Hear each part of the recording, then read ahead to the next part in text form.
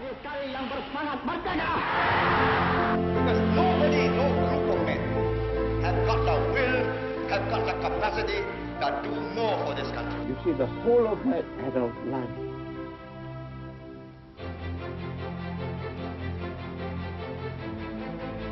And he had the courage to say, no, we change course. Those who believe that when I have left the government as Prime Minister, that I've gone into permanent retirement, really should have their heads examined. This is my country. This is my life. This is my people. You will trample over us, over our dead bodies. We dug our toes in. We built a nation.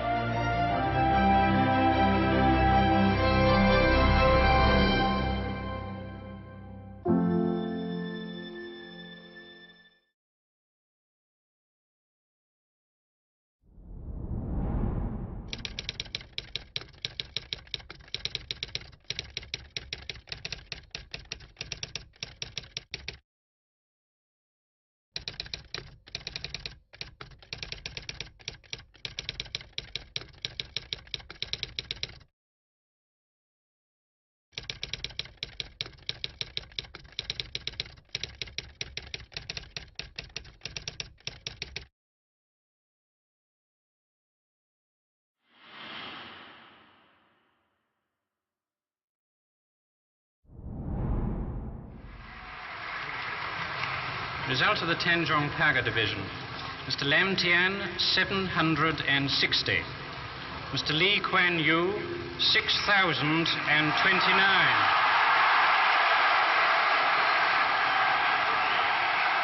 Mr. Lim Sek Tiong, 908.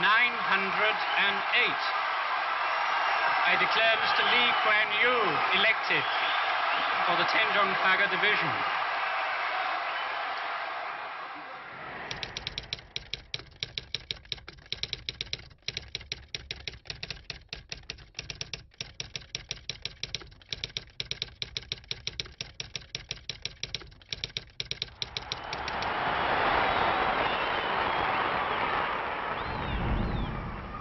Saudara-saudara, saudari-saudari setanah air, merdeka! Lagi sekali yang bersemangat merdeka! This morning, the new constitution was promulgated.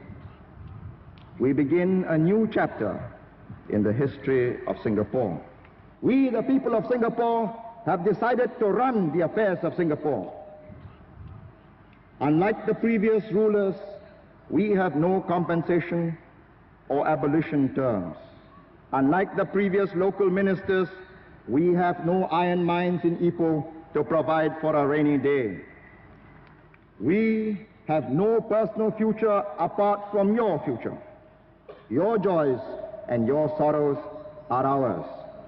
We share the same future, be it good, indifferent, or bad. And so it is our duty to see that it is a bright and a cheerful future. The rise in the standard of living of our people cannot be created overnight. The good things of life do not fall down from the sky. They can only come by hard work over a long time. We have in our party men whose integrity and ability have been proved over the years in the struggle to build up the mass movement of the PAP.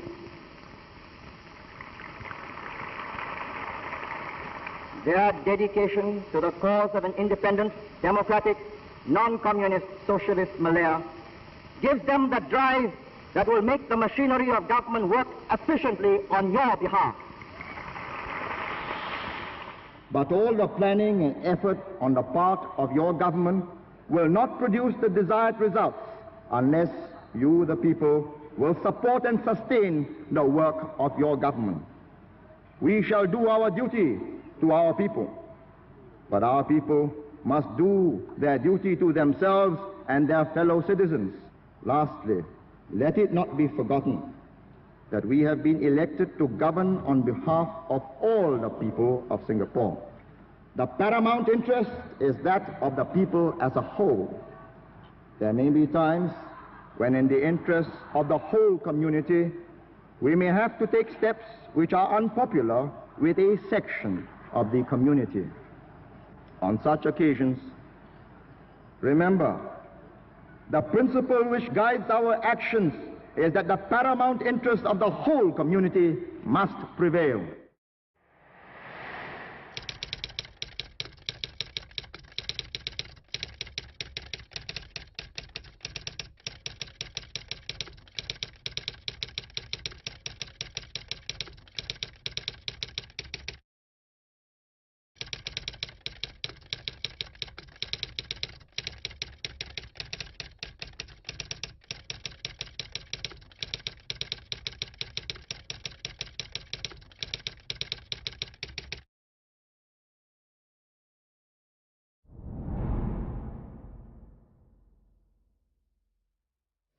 We never run away from a fight and never will. This is the only country we've got. And I say to them, they can chase out the British governors because they can all retire with good pensions in Britain. But they can't chase us out because we have nowhere to go and we will fight. So I say, over the next few weeks, as you see how things progress, remember this: the ultimate fight is between the communists and those who can put up a challenge, give them a run for their money. We know them, and I say this without immodesty. We worked with them, that's why we know them. We know all their tactics, we understand the mechanics of the game, and we intend to ensure that the country survives. In August last year, right here, they were blaring with shouts and slogans, you know, as we were speaking, and we allowed them to speak. This is the communists.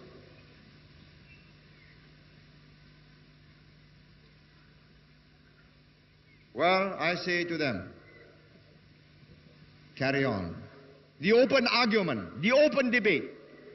And I say, not we will win, but righteousness and the interests of the people will triumph. Will triumph over evil and deceit, provided we are always united together. If we allow this kind of stupidity to ruin the country, then I say we deserve to perish. And I say it is your duty and mine to make sure it doesn't perish. We let it go on, doesn't do any harm, provided they don't take up stones and sticks and guns. But my last word of exhortation is, we have so much at stake. We have gone so far to secure the country. I say rally around and keep these evil forces. You see, they are so ashamed of themselves, they have switched the light off. Look at that. They are cowards, that's what they are. Cowards. They switched the lights off. Look at that. Are these men who are going to lead you to peace and prosperity or to ruination and perdition? Look at them. God knows what they are doing in the dark.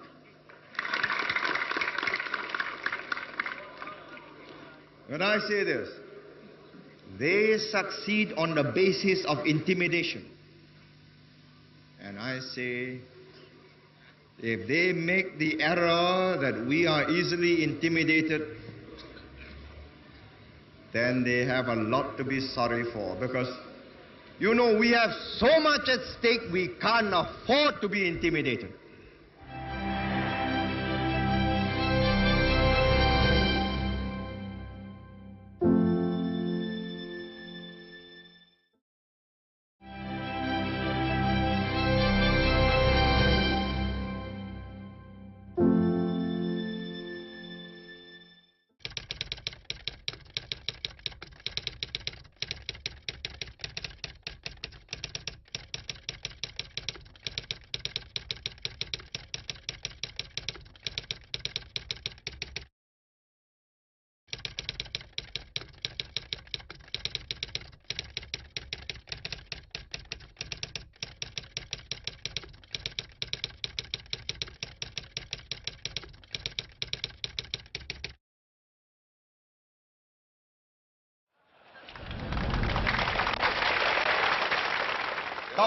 前来这个节目下的这边，小弟简单的来介绍一摆大选议。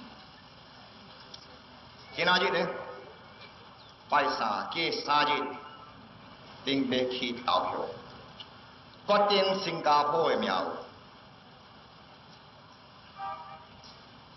我看，人大部分的人拢总了解，联民党是贪污无能的，腐败无希望。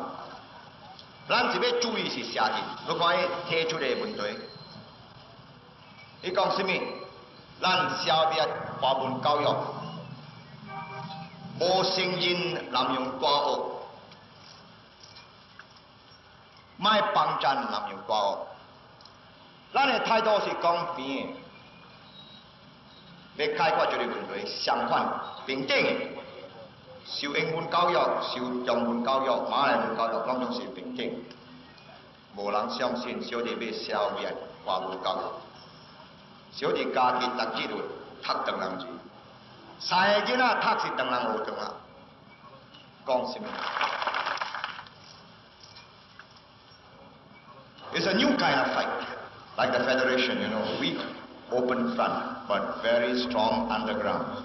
They all go deep and spread underground into the schools, into the Old Boys Association, and so on. And I think we would do Singapore disservice. I repeat this, it is a disservice to let that communist symbol of Barisan forever remain a myth. Let this myth be broken, because you must not allow it to remain in men's minds, or they are afraid. The myth of invincibility, the masses are on their side, is all utter rot. 2 times they were going to be knocked down already. I stopped it. I say, let us, the people, exorcise them from the minds of the people of Singapore. For once and for all, show them where the mass of the people in Singapore stand. And don't waste your vote on this alliance, chaps. They are a dead duck, you know. So I say, look, rally around. You want a fair Singapore. I tell the non-Chinese this. 4.5 years we have looked after the city. We have never discriminated against any man on account of either race, language, or religion. You look at Barisan and I ask you, a party that is prepared openly to do that, an open chauvinist appeal. Nanyang University graduates, Nanyang culture, this, that, and the other, ignore Malay, ignore Indians. Communism in Southeast Asia cannot be won on the basis of immigrant chauvinism. If it is won, it will be won by native, domiciled communists. And I see the danger is the Indonesian Communist Party, not Chinese communist chauvinism. That is, you know, long-term analysis. There's only one point he, A.P. Raja, and the rest have been making. That's water. That's a drought on, they say, I'm responsible. You know, they say, oh, if they were in charge, they'll use all the money that we have got and build a pipeline to Johor. What utter rot. That pipeline will not be completed before 1967. Enormous plans, enormous big tubes, you know, metal pipes being laid over miles. You want to lay the pipeline, before you lay even 1/3 of it, the rains have come down next month, the drought will break. And I'll tell you why there was no pipeline to Johor earlier. Because in 1954, the agreement, water agreement with Johor ended. A.P. Raja was Progressive Party city councillor. They were in charge. What did they do to renew the water agreement? Nothing. Mr. McNeice, they allowed Sir Percy McNeice to write a letter to the Johor government saying that they will pay 3 cents 1,000 gallons of raw water from the river. 3 cents 1,000 gallons. For no rhyme or reason, water from heaven, you pay. No other precedent in the world. 1959, right up till 59, Lim Yew Hock was in charge. He never renewed the water agreement, just did nothing. I took over from Ong Eng Guan, National Development. I cancelled him off because the man was doing mad things. No, I mean, stop him. First thing I did was check up the water. We increased the capacity at Tebrau from 30 million to 45 million. Increased the pumping. We entered into negotiations immediately for a new water agreement. They wanted 7 cents a thousand gallons. Yeah? 7 cents a thousand gallons. I had to see the Tunku. In 1961, 62, I had to see the Tunku. I said, look, this is not fair. So finally, Tunku says, well, never mind. Since Percy McNeice wrote a letter long ago to pay 3 cents per thousand gallons, you better pay 3 cents. So we had to pay 3 cents. And it was only after we signed an agreement that the pipeline started being laid. We did, not Mr. A.P. Raju. That's a fact, you know. I don't want, whatever I say, I like to support with facts, documents. I never like to believe in the memory. Human memory is an elastic thing. Whenever it's unpleasant, you forget it. My memory is on the magnetic tape. If whatever I say, if we forget, we can play back the tape. It's there on the record. And if I want to play an election stunt, I just switch on the water and forget all about this.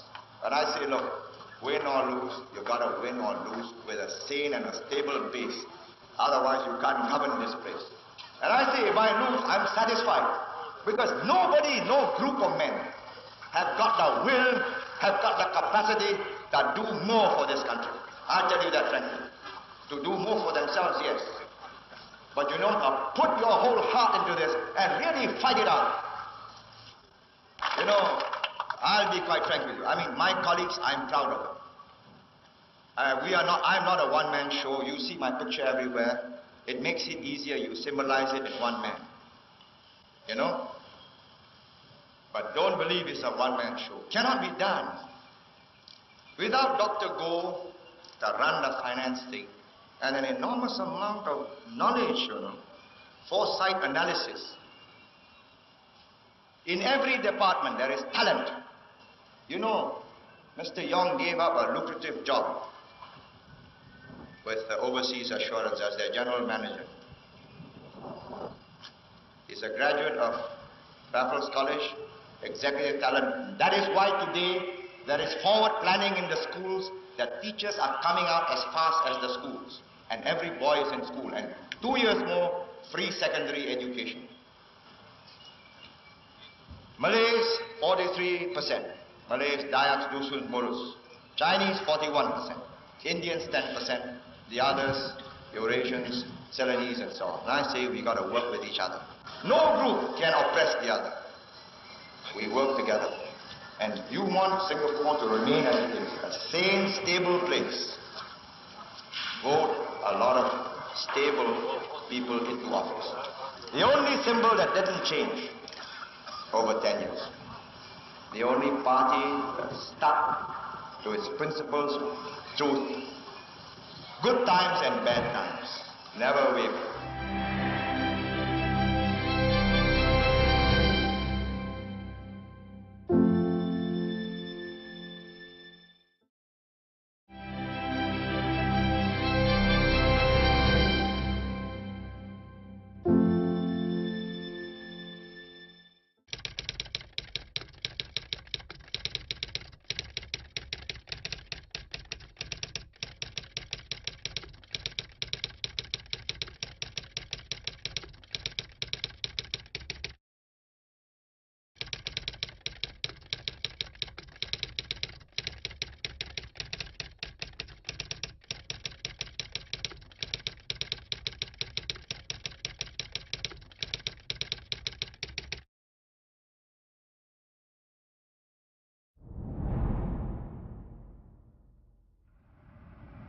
Why should Dr. Goh spend money buying expensive equipment, training soldiers, sailors and airmen when he's a thrifty soul? He was defense minister 65, 67 to get it started. He is one of the most tough-minded, resolute and able administrators I've known. I said, you start it from nothing. It costs us billions. I just put down defense expenditure, well, from 2 to 10% of GNP, because no country gives you its defense expenditure. We, at the end of, let's say 1980, when if there's trouble, no, I don't think there'll be trouble for 5 years. I hope so anyway. At the end of 1980, you press the button, you'll have well, let's be conservative, 250,000 armed forces. Whoever wants to take us on must have 750,000. That's quite a lot, you know. And we can afford this only by a national service army. And what do the opposition tell you? Abolish it. Have a regular army. You know, regular soldiers, so they go older and flabbier every year, you see. Singapore can't maintain a 100,000 man army, will go bankrupt. Having been trained 2 years, he's out, producing.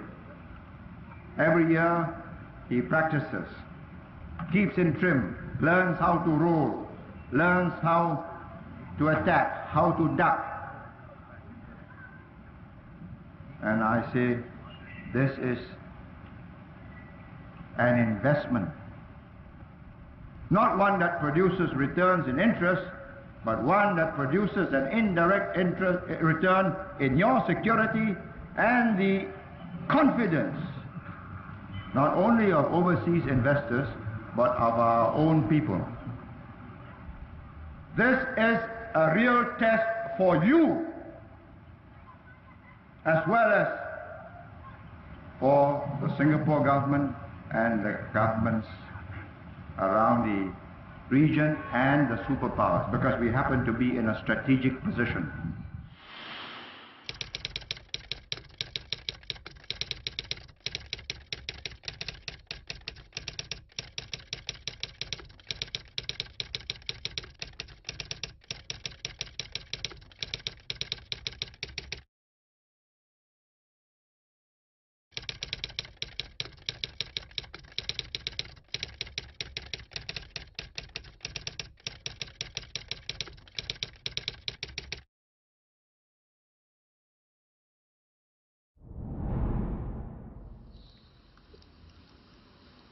I have never ceased to be amazed that at each election people can turn up,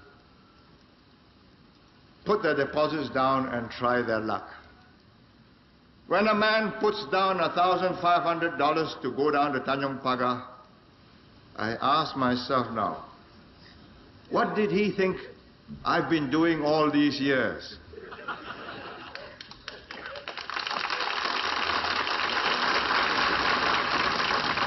And it's not just for Tanjong Pagar. It's not just new buildings, new jobs. It's the mechanics of getting people to follow your policies step by step and to be with you, to adjust your policies so that you cause the minimum of upsets. Modify, modulate, to lessen the discomfort of resettlement, give him more compensation, more solace, to let him restart life anew because new buildings have to go up where he used to stay. And it's the grassroots organization. You know, words. The opposition says, yes, they are grassroots too. But words convey a whole wealth of meaning, which, unless you've been through it, unless you have seen it, does not have that resonance, does not conjure up in your mind the real significance of what you mean by grassroots. I don't have to go down to Craig Road or Duxton Road in my constituency every month, every week. I go there maybe once a year, because I've been there 25 years. And I've seen their successful children leave.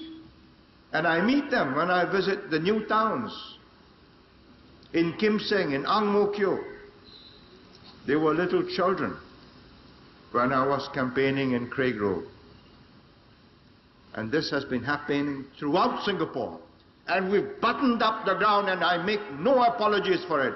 Wherever you meet us, as an opposition party, you are meeting an organized and an established outfit. We know who stays where, who they are, whether they are for, whether they are against us, whether they can be converted, persuaded, or whether it's a waste of time talking to them. It doesn't really matter whether the election is 9 days or 19 days. The process of making up their minds had gone on every day since the last elections.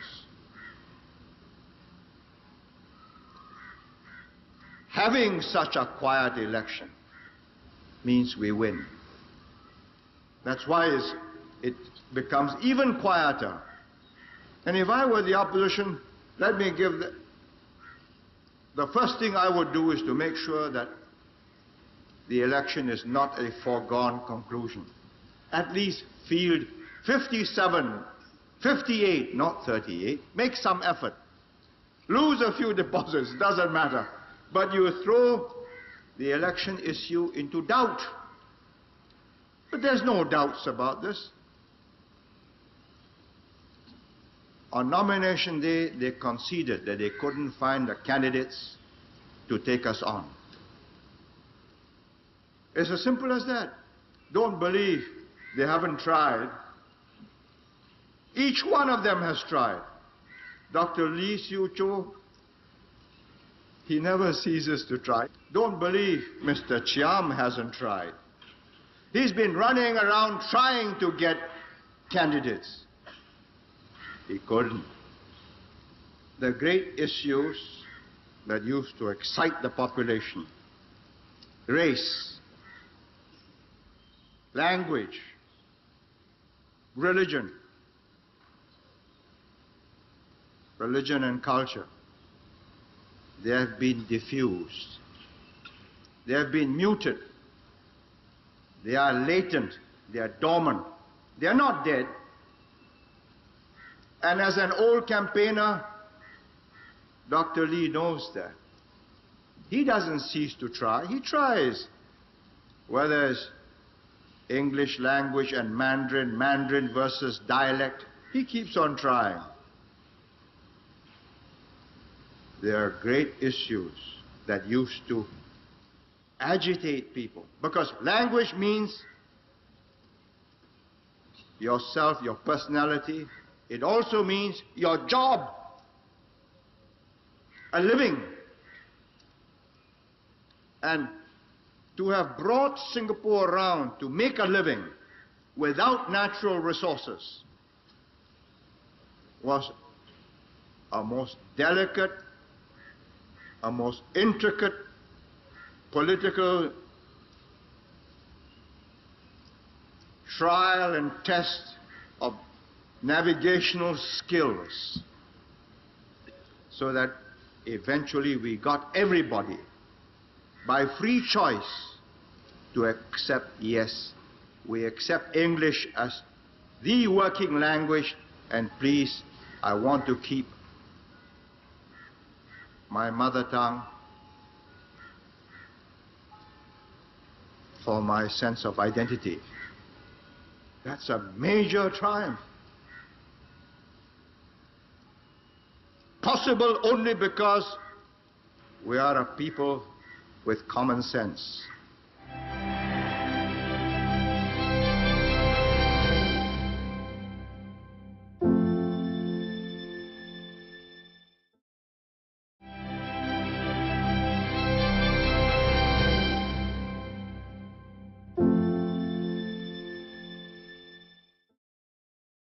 What does life depend on?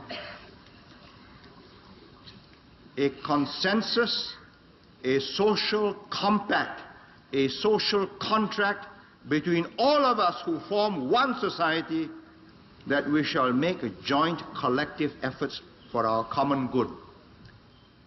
And many societies have tried many ways to get the maximum benefit for the maximum number of people. And each has its own variation of certain basic formulas or formulae. And here we have an opposition still parroting these words: the compassionate society, free medical services, cheaper PUB bills, cheaper bus fares. Who pays? Who creates wealth? Look at the buildings around you. Look at the stock market. It's bouncing up. Let me tell you how to bring it down.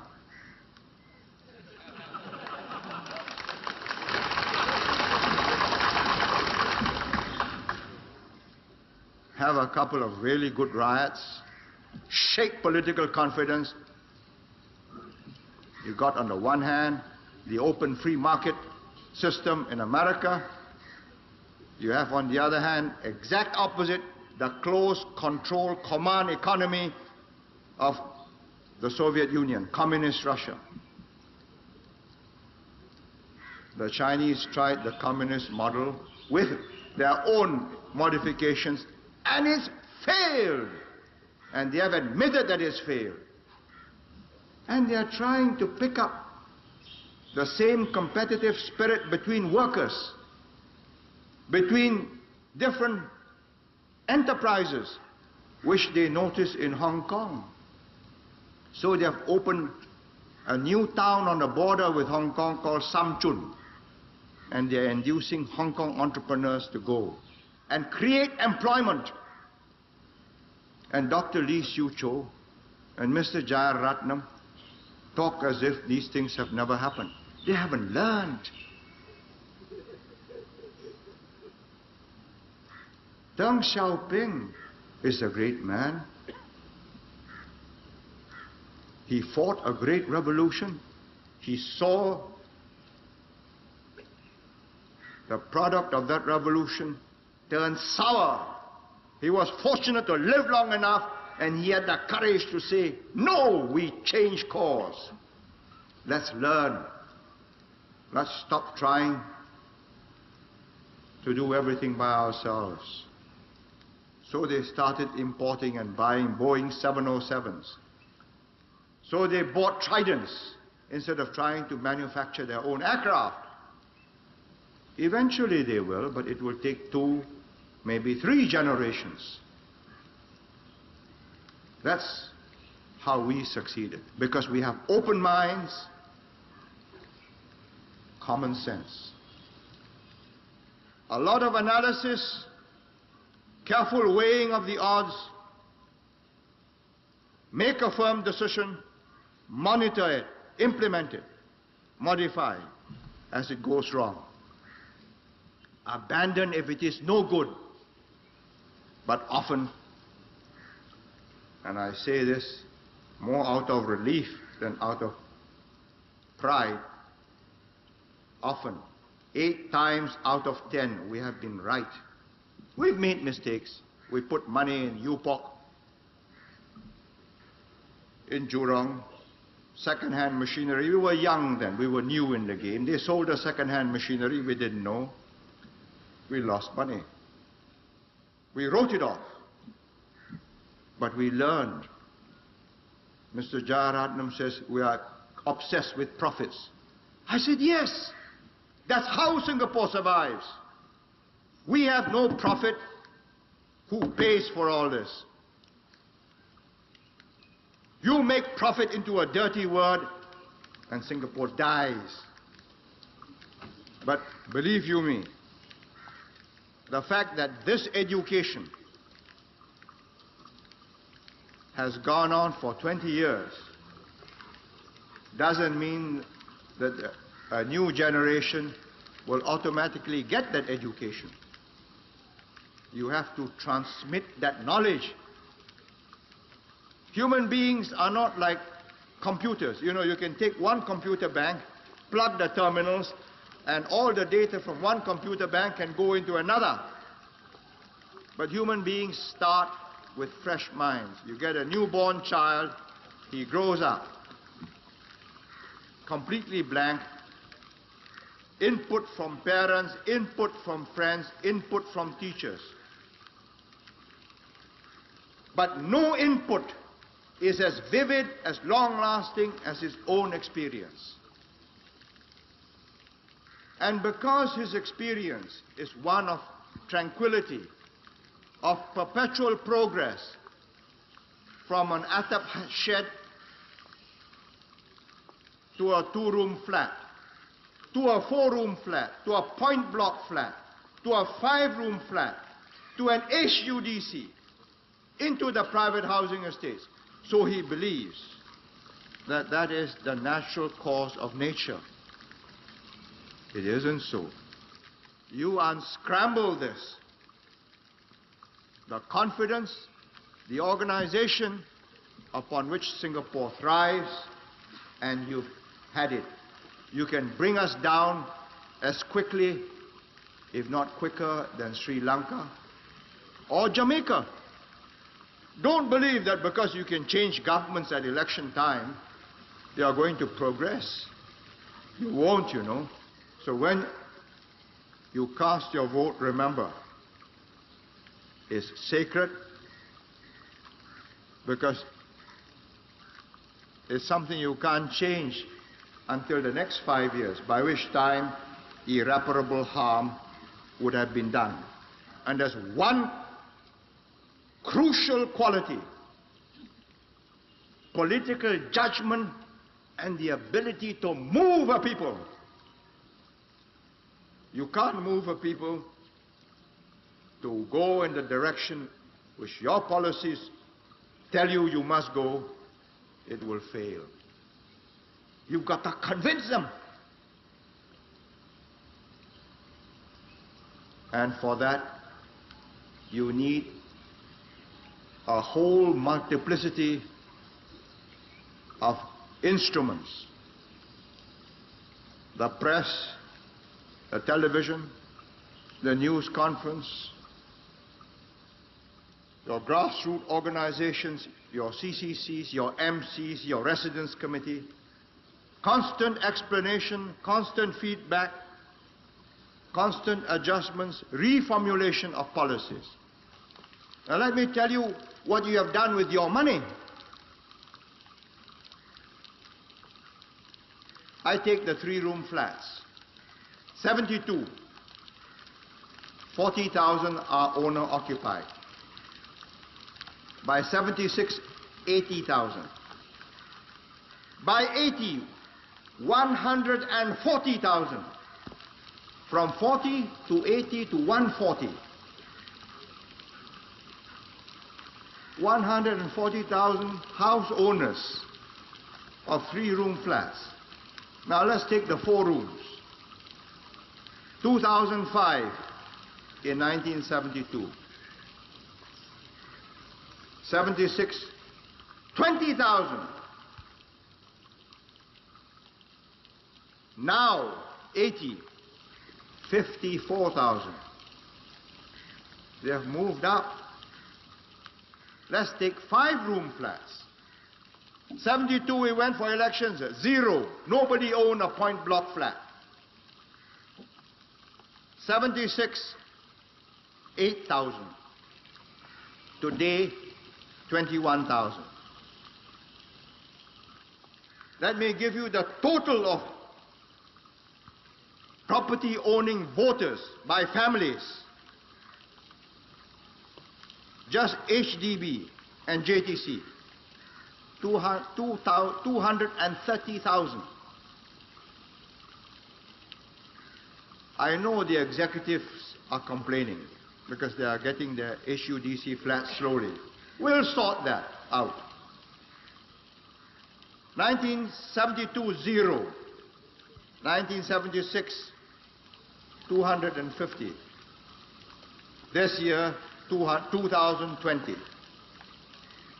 Come back here, 1984, 85, we'll have it around 6,000 to 7,000. color television sets. We went color in 1974. By 1976, we had 54,000 sets. This year, we have 210,000 sets. 210 out of 390 total sets. Licenses to SBC, more than half.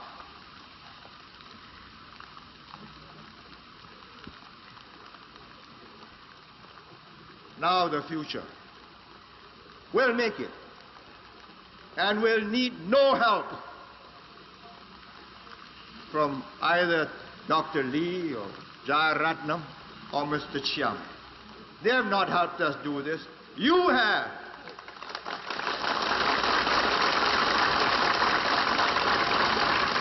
I tell you what you have to do. You've got to get this young team.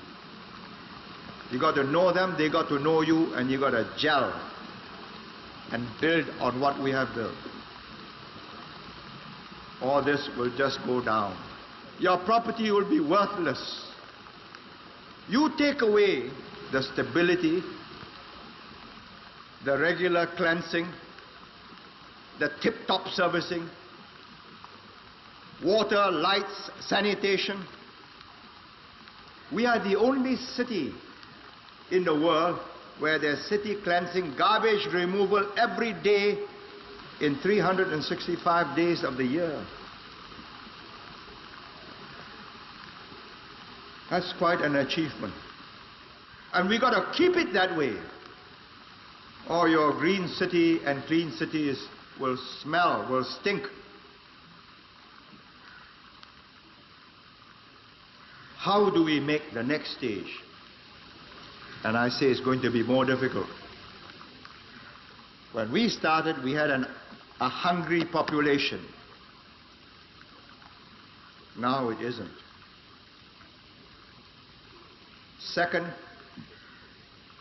the next jump is a qualitative transformation. It's no longer just getting jobs. It's training people for highly skilled operations in which you use more technicians, more engineers than skilled workers, and more skilled workers than unskilled workers. So you move up. Everybody moves up from unskilled to semi-skilled, semi-skilled to skilled, skilled to technicians, technicians to supervisors, supervisors to engineers, engineers to managers, managers to directors. Quite an operation. It has to be done in 10, 15 years. That's why the university, the polytechnics, the whole education structure has become critical. The word is simple. It's called productivity. Productivity means the ability to use men and machines in such a cooperative way that you produce more products per man hour of a superior quality than any other person can do, any other group can do. And that means cooperation, not antagonism. And that's what the younger team has to achieve. And after these elections, what I want to do, but which I will not complete, which the younger team must do, is to build up a relationship so that the workers, the supervisors, and the managers and directors are at one. They are looking after each other, they are looking after the company. I'll be too old by the 1990s, even by the late 80s, to want to go down to the factory floor and see for myself and get things right. Reading reports and seeing things for yourselves are two different things, you know. Watching it on TV is better, but it's not the same as seeing a man. I can tell you that when I met the SIA pilots, I didn't meet them on TV, I met them face to face. So 5 feet across the table so they can see me and see whether I'm still vigorous able to campaign and take them on, whether it's worth taking me on. And I offered them two choices. Either you argue, you stop this intimidation, which is what it was, bringing SIA right down, disrupting services, ruining its reputation, millions of dollars worth of advertisements and sales ruined within a matter of 2 weeks. I gave them a choice. Continue this, and I will, by every means at my disposal, teach you and get the people of Singapore, help me teach you a lesson you won't forget. And I'm prepared to start all over again. Or stop it. Get back to work, restore discipline, then argue your case. Took them 65 minutes. And they decided, okay, it isn't worth the fight. Why? Because they know they'll lose. They know that I'm prepared to ground the airline. They know that I can get the airline going again without them. And let there be no mistakes about this. Whoever governs Singapore must have that iron in him, or give it up. This is not a game of cards. This is your life and mine. I've spent a whole lifetime building this. And as long as I'm in charge, nobody's going to knock it down.